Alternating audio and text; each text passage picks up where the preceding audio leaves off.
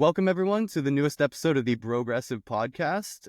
We have a very special episode today. We're honored to be joined by Congressman Mike Levin from California's 49th Congressional District. Congressman Levin was elected in 2018, and since being elected, Congressman Levin has been at the forefront of initiatives promoting clean energy investments, and he serves on the Veterans Affairs Committee. His district encompasses North County, San Diego, and South County, Orange County. Great interview. Thank you, Congressman Levin, for joining us. We ended up touching on President Elon Musk, President Trump, and his god-awful tariffs. Everyone knows how much I hate tariffs. Don't get me started again. Similarly with what Democrats are going to be doing to fight back, show that we are the party that kicks ass for the working class. Yeah, I want to thank Congressman Mike Levin and his team. Make sure to listen to the full podcast, share it with your friends. It's one of my favorite episodes that we've done to date. And I think that the congressman really takes us into what the Democrats are doing in the House, what Congressman Levin is doing personally, what lawsuits they're supporting, and also what policies Democrats support, and how we can come back to, being the party of the working class.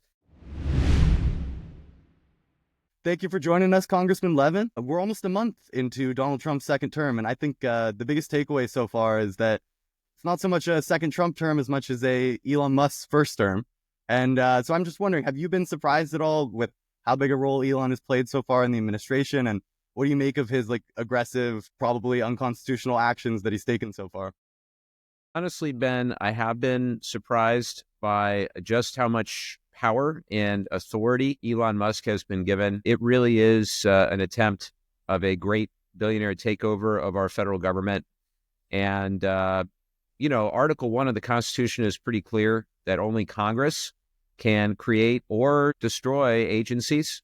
Only Congress can fund programs, and none of those rules are being followed right now by the administration. And perhaps nowhere is that clearer than what Doge is doing. I call it destruction of government by Elon. And when you look at this just, today saying he wants to delete whole agencies, he can't do that. And it's not maybe unconstitutional or maybe illegal. It is completely unconstitutional and completely illegal. The question is, how much damage is he going to do before he is stopped by the courts? Because at some point, the courts are going to intervene. Of course, our system doesn't work as fast as I would like. And I am profoundly disappointed, Ben, in my Republican colleagues who took an oath not to the president, but to the Constitution of the United States, and know better, at least most of them, I believe, know better than this. They know that Congress, and only Congress, has the power of the purse. They know that we can have disputes and disagreements about government spending, which we do all the time. That is good and healthy, those sorts of discussions. We ought to be going line item by line item in these agencies, and we ought to be able to figure out things that we agree should get cut, things that we agree are worth keeping. But to have an unelected billionaire, the richest man in the world, with extraordinary conflicts of interest, running the show, with access to information, including private information of hundreds, potentially hundreds of millions of people, it is fundamentally wrong, and I'm calling on all my colleagues to stand against it.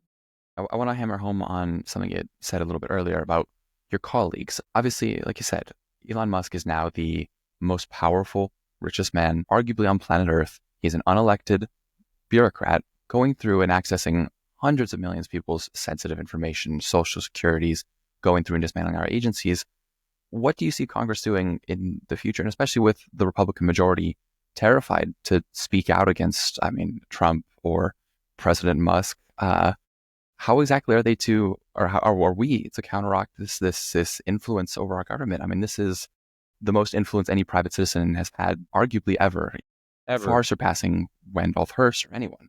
Ever. And, the reality also, Max, is that Musk just contributed about $300 million to the 2024 election. So you have the fossil fuel industry is number one, about $445 million.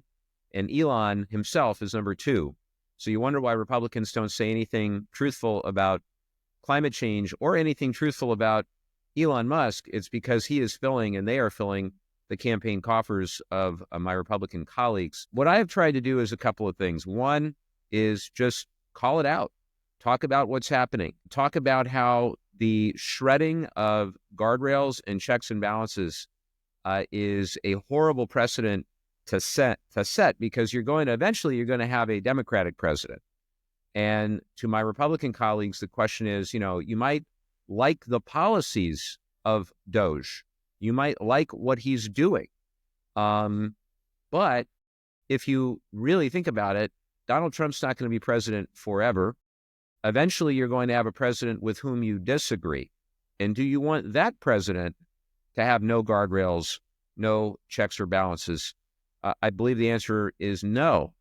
Moreover, to the illegality of a lot of what Doge is doing, we're going to be working very closely with litigants across the country. There are something like 80 lawsuits already across a variety of different topics, including what Doge is doing. I'm part of the litigation rapid response task force that's been created just this past Monday or Tuesday by Hakeem Jeffries. So I'm going to put whatever skills I developed as a lawyer to use. We also need to communicate and mobilize. Obviously, it's outside and grassroots groups that will really make all the difference. Public sentiment is incredibly important. Lincoln said, with public sentiment, you can do almost anything, and without it, virtually nothing. So we have to make sure we continue to educate and get the public on our side, or at least listening to the reality. And I remind folks that we and I do not support bureaucracy for the sake of bureaucracy. Let's not forget that we want efficiency in government as well. We want to cut waste, fraud, and abuse also. And to the extent that Musk and Trump have done things, it is really not about efficiency as much as it is a takeover and shutting down agencies that they don't like or they can't control, and doing away with the watchdogs, the inspectors general across 17 different agencies. Those inspectors general are the nonpartisan watchdogs who are there to keep track of how taxpayer money is being spent, to speak out against waste, fraud, and abuse. So for all of them to have been fired in a Friday afternoon or evening sweep a couple of weeks ago, first of all, that was illegal also because Congress didn't get any notice of it as required by law. But second, it is completely contradictory and hypocritical to their stated objective of efficiency. So basically, we're going to do everything we can with every tool we have, whether it is legislative, procedural, supporting the legal and courts process, communication, or mobilization. We need to do all of it, and we need to match muzzle velocity with muzzle velocity of our own. I totally agree. Congressman, my name is Beleh. I'm from San Diego, so I've been pretty familiar with you ever since I was about 16 years old back in boy. Yeah, it's been a while. You're dating me, Beleh. No, but I think everything you're saying is very clear, but I think it's very important to talk about corruption in our system, and you've been doing this for a while, obviously. So kind of shifting away from President Musk, there was a video that came out, I think 2 days ago, of just Trump sitting behind the Resolute desk and President Musk just standing up and responding to the media. So I think we all know who's in charge in this scenario. But Congressman, if you had to tell kind of the average voter, I know you come from a swing district, what do Democrats stand for? You kind of touched on it with the anti-corruption initiatives, what you guys are doing to fight back. But if you had to tell the average person, what does the party stand for? What are you fighting for, championing for? What would you say? Reducing costs for everyday working families and trying to help people who really need the help, whether that's with quality and affordable health care or a great education or making sure they can grow their small business or live in a safe and secure neighborhood and community. So actually trying to help the average person as opposed to just helping billionaires like Musk with tax breaks that they don't need. And it's really very clear right now what the Republicans are up to because they just showed some of their cards. And now we're talking about congressional Republicans with the budget, what we call the budget resolution, what they intend to do is extend the massive tax cuts to rich people, over 80% of the benefit going to the top 1%. And to do that, they basically want to bankrupt and mortgage our future. And you guys, as you get to be my age, our national debt is already $36 trillion. By the time they have their way, it'll be more like 50 to 60 trillion over the next decade. And for what? So that Elon can get a tax break. And, the other thing is you guys are all already paying into the Social Security system if you pay payroll taxes. And so I hope that Social Security is there for you when you need it. But what's happening is my Republican colleagues, many of them, are trying to do what they can to cut benefits, to raise the retirement age, or to end Social Security as we know it. The same for Medicare, the same for Medicaid, which in California we call Medi-Cal. And that's what these folks are up to right now, going after those who are most vulnerable, least able to fight back so that Elon and his billionaire friends can get more tax cuts while mortgaging our future. Absolutely. I totally agree. And I'm wondering, building on what you're talking about, the Democratic Party historically has been the party of working people. And I think in the Trump era, that's been flipped a little bit, where I think Trump is still obviously seeking all of these policy changes that still help the top 1% and hurt working people, but kind of distracting people by making these broad claims about corruption or standing against the elites. And so I'm wondering, do you think that this era with Elon Musk having so much influence in the White House, basically buying a spot in the White House after kind of buying our election, do you think that provides an opening for Democrats to kind of regain their populist image and prove that they're actually the party fighting for working people again? Well, I'll leave it to the pundits to decide that, Ben, but I can tell you that I will be speaking with whatever microphone I have as one member of the House Democrats to try to make the case that we are actually going to stand up and fight for the working people of this country. And we're going to have a fairer tax system. We want to actually balance the books long term. We also want public safety. We want to lower costs. And we want to address the needs and concerns of the average person in this country. I think that Donald Trump, during the campaign, diagnosed a couple of very important things. One was inflation, and two was he used the issue of immigration as a political strategy, but there's no question that we have a broken immigration system. So addressing both of those things, I think, is key to winning back the working class. When it comes to inflation, you see the president has had, 80 executive orders, give or take, virtually done nothing on reducing costs. In fact, I just, along with about a dozen of my colleagues, wrote a letter to Trump saying, Mr. President, please do something about the price of eggs, right? Thank you. You have been working nonstop with all these crazy executive orders on everything, but reducing costs. You ran on reducing costs. You've done virtually nothing but increase costs because of the tariffs that you're putting in place. Why don't you wake up to what the American people really want and, not just run on reducing costs, but do something about it, which he can. And they sure were critical of Biden on this. And at least Biden was trying. I don't even see an effort by the Trump folks so far. Granted, it's early. Maybe our letter will do the trick. Somehow, I don't know if it's going to wind up on the Resolute desk. I'm just guessing. But second, on immigration, I have watched for 6 years as politicians have used the issue of immigration, denigrating, demonizing, vilifying immigrants.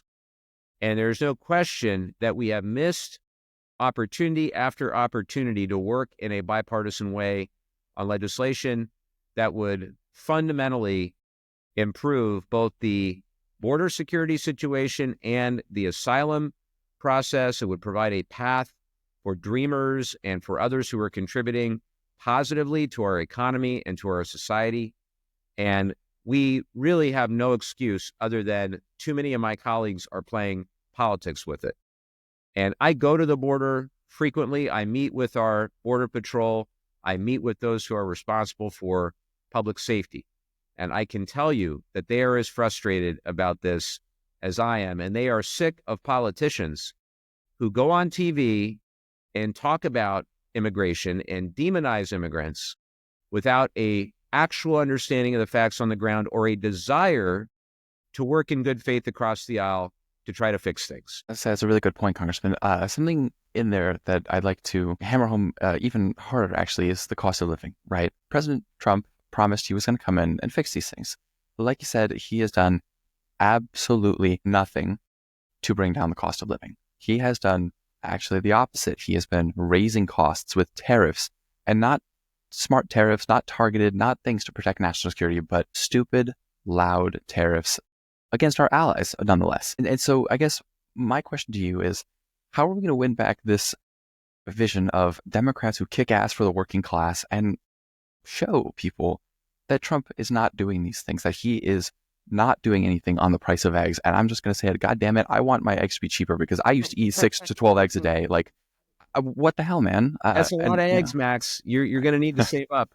Yeah. You know, there goes your retirement savings if you want an omelet. My 529 just liquidated, but so exactly. No, look, I agree with you. I think that it's going to take some time because Donald Trump is a great salesman, and he sold American people a bill of goods that he was going to reduce costs.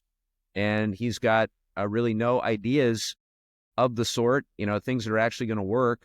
He talks about energy dominance, but when you actually, look at what he wants to do, their energy policy is pretty all over the place, to be honest with you. They say energy dominance, except for solar, except for wind. They say they want to mine for a bunch of minerals, but they don't want EVs, so they don't want to create the demand. They're keeping oil and gas prices artificially high to help their buddies in the Permian and the others who are fracking. I'm an energy guy by background. I was an environmental attorney, so I watch all that very closely, but I care a lot about energy costs. I care a lot about groceries. They're doing nothing on supply chain other than the tariffs, as you said. And, unless they want really expensive maple syrup and guacamole, I'm really not sure, honestly, what the hell they're doing, if anything. Like a fundamentally incoherent set of rules. You don't bring costs down by disrupting supply chains and raising tariffs on close allies. It's just fundamentally incoherent. You don't bring down energy costs by blocking solar, which is, for the record, I think now one of the cheapest sources of energy. Yes. And to your point about Mexico and Canada, the president got nothing that Mexico and Canada weren't already doing and hadn't already announced, pretty much. I think maybe the fentanyl czar that Trudeau agreed to, but that was, not exactly worth the market disruption. And what I worry about is that America is no longer a stable partner for the world. You take a look at USAID and the work that was done, and we can, again, go item by item through the USAID budget and dispute the merits, as we should have done as Congress. But wholesale destruction of that agency creates a vacuum for China and Russia to fill, where if you are a country in need around the world, you cannot turn to the United States as a trusted partner and ally to have your back. If you have severe famine or you have disease, now maybe you're going to have to turn to China in order to fill that need. And the loss of credibility and the loss of what we call soft power, it is all about national security, and it is a massive mistake. One of the biggest errors in judgment in foreign policy since I've been in Congress is what I've seen undermining those relationships around the world. And it's not just about USAID, it's about the WHO, it's about the Paris Climate Agreement. Our leadership on the world stage matters.